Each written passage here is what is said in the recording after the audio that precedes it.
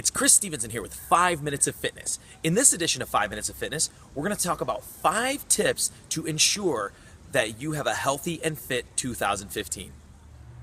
Tip number 1, forget about making a big resolution. What I want you to think about is not what you're going to resolve to do, not the steps, but why you're resolving to do it. I want you to think your why. Why is it important to you to be healthier and fit in the next year? How will that change your life? How will it make your life better? I want you to sit down and I want you to really think of why and make it very tangible. So before anything else, don't set goals, don't set techniques, nothing like that. I just want you to come up with a true sense of why you want to be healthier and more fit in 2015. Tip number 2, once you have your why, I don't want you to think it takes a lot of willpower and discipline to get there.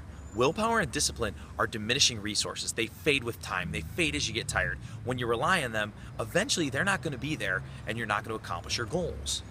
So do not rely on discipline and willpower. Too many people blame their failures. I didn't have enough discipline. I didn't have enough willpower. It's because those diminish. So forget about discipline and willpower. So tip number 3, if I just told you not to have discipline and willpower, how are you supposed to get anything done? Well, the key is you want to develop changes in your behavior. You want to make sure your behaviors match your priorities. Once you have that why, the decisions you make should lead you to that why. So you want to strive for true behavioral change. That kind of change lasts, becomes a part of your life, a part of your lifestyle. And that's where you can make significant gains with your health and fitness goals. Tip number 4, I just told you to change your whole behavior. Well, how the heck do you do that? It's not that hard. What you want to do is you want to make small changes. Make small changes because eventually all of those small changes add up to make a huge impact. So for example, don't all of a sudden, you've never been to a gym, say I'm going to hit a gym 7 times a week. Just set the small change of I'm going to go once a week.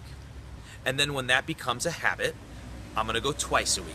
Let those changes build up because then they become a realistic change that lasts. And just so you know, when trying to build habits, 21 days is the tipping point. If you can get through 21 days, it's more than likely going to stick, and then 60 days, it really becomes a habit. And finally, tip number 5. You started by finding a why, a real reason, one of these chest pounders that's significant to you, that really drives you.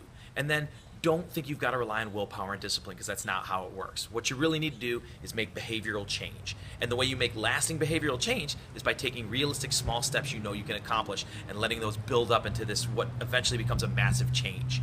So the final and 5th tip would be track your progress. You got to see those results. You got to see what all this stuff that you're doing really means something. What does that mean?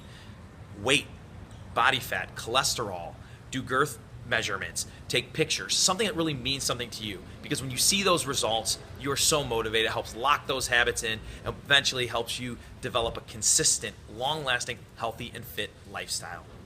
So take those 5 tips, guaranteed to make you successful in 2015. My name is Chris Stevenson, and until the next 5 Minutes of Fitness, remember, fitness is a choice.